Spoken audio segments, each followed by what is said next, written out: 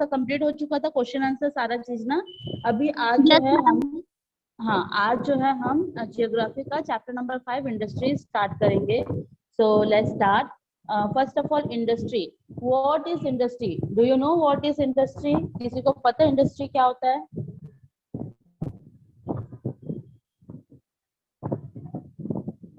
क्या होता है इंडस्ट्री में, बताओ। Anybody nose?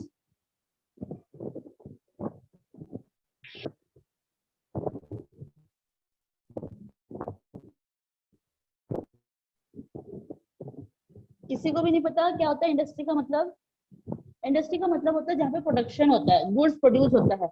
हमारे डे टू डे लाइफ में हम जितने भी गुड्स यूज करते हैं ना, वो ज्यादातर जो है इंडस्ट्रीज में ही बनते हैं। ज्यादातर के सारे ही इंडस्ट्री में बनते हैं।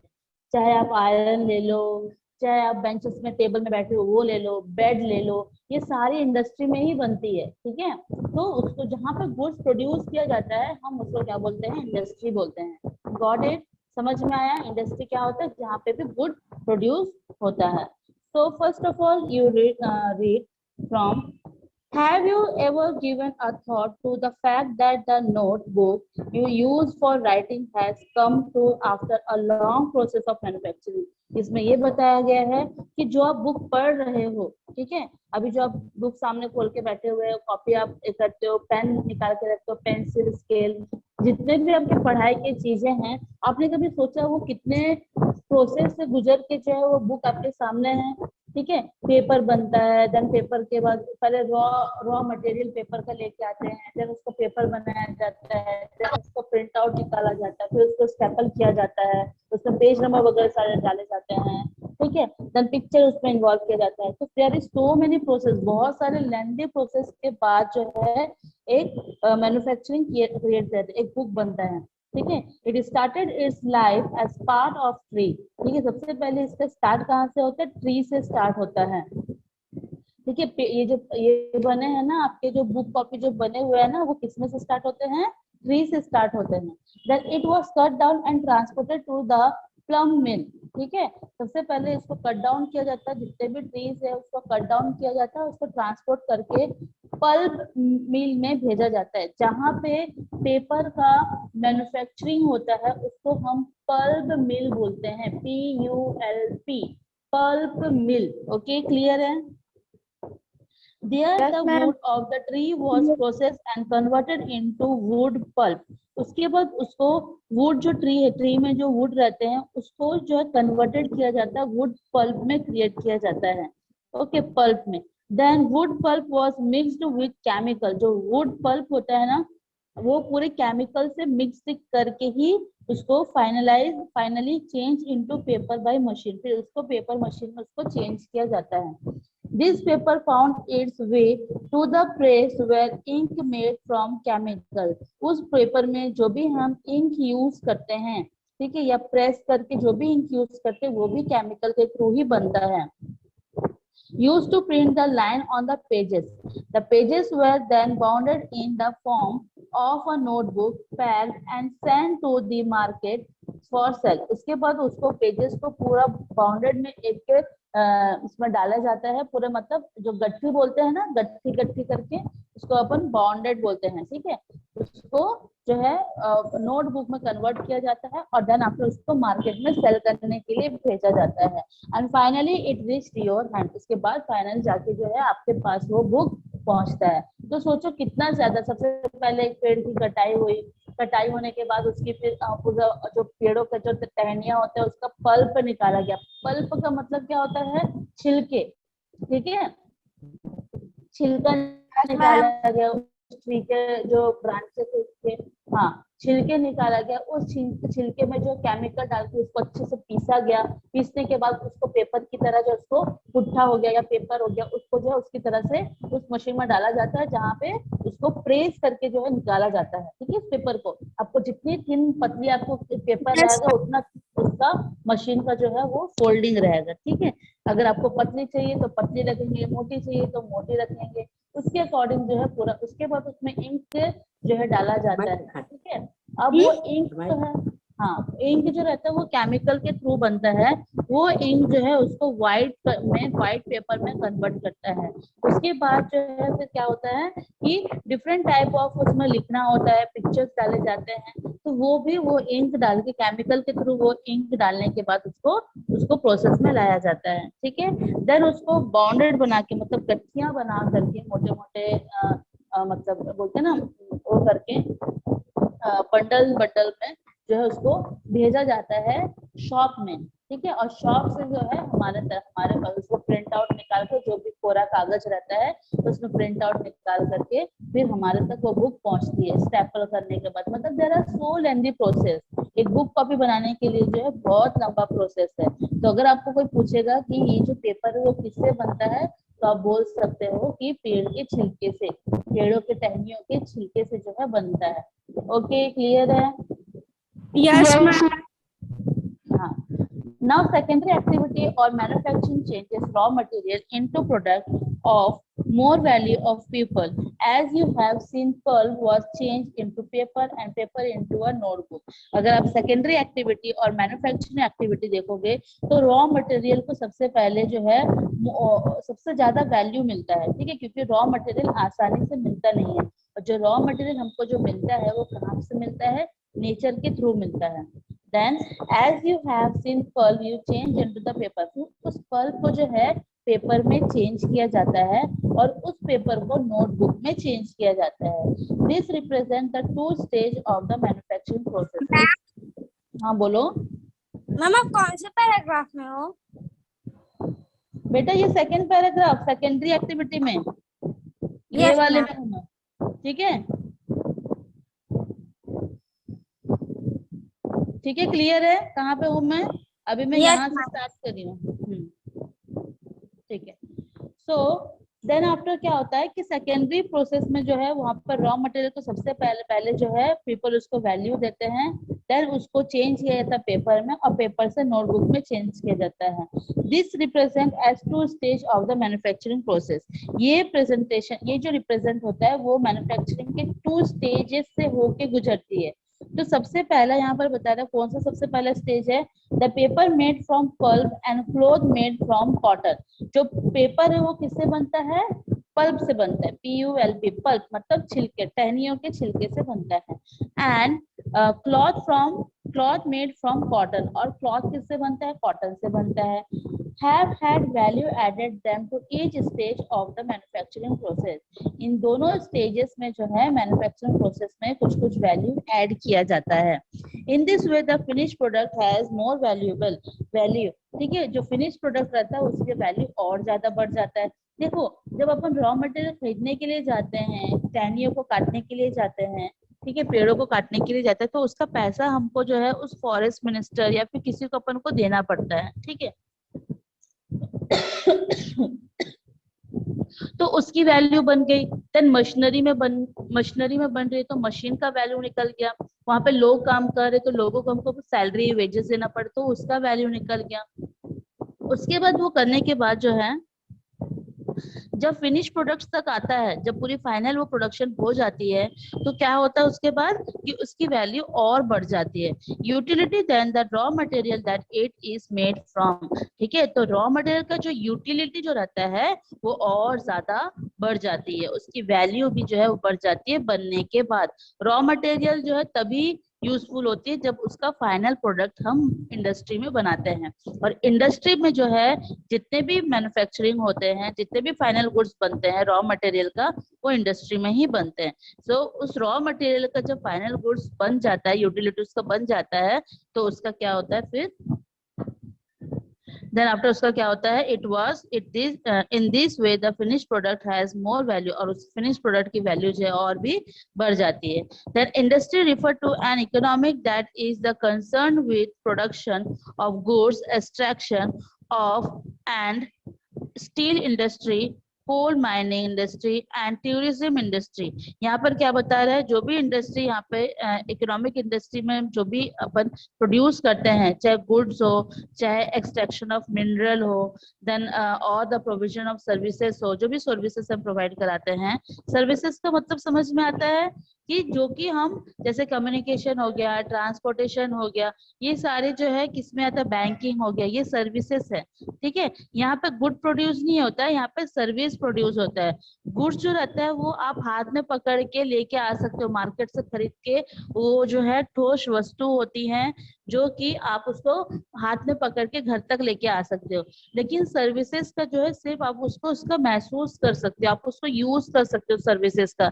जैसे अभी अपन फोन में बात कर रहे हैं, ये क्या है, सर्विस है। ठीक है, ये जो बुक पकड़े हैं ये क्या है, गुड्स है। अगर हम एक जगह से दूसरी जगह जाते हैं बाई ट्रेन या बाई कार या फिर जो भी है, तो उसमें अगर अपन जाते हैं तो उसमें क्या हो जाता है, वो आपका सर्विस है। मतलब आप पे तो कर रहे हो लेकिन आप कुछ घर लेके नहीं आ पा रहे हो, बट आप उसको यूज कर रहे हो एक जगह से दूसरी जगह जाने तक या जो भी है।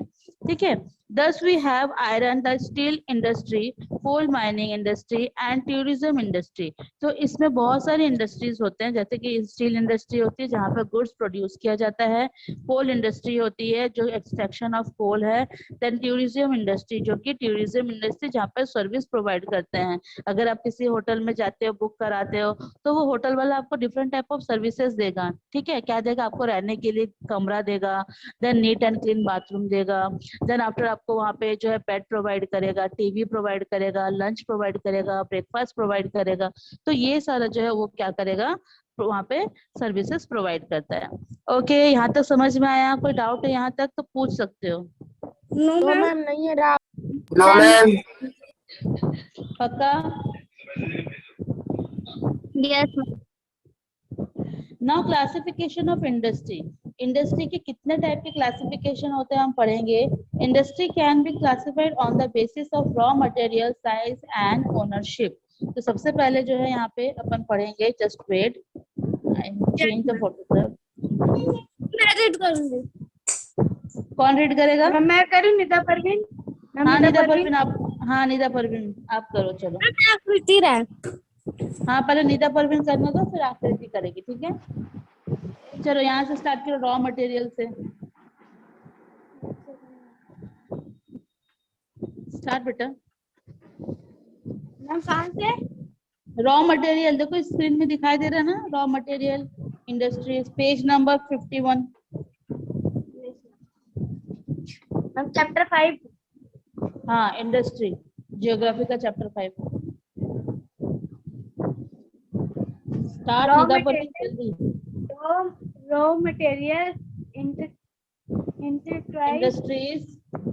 इंडस्ट्रीज मई बाय, मई नहीं बेटा, मे है, मे बी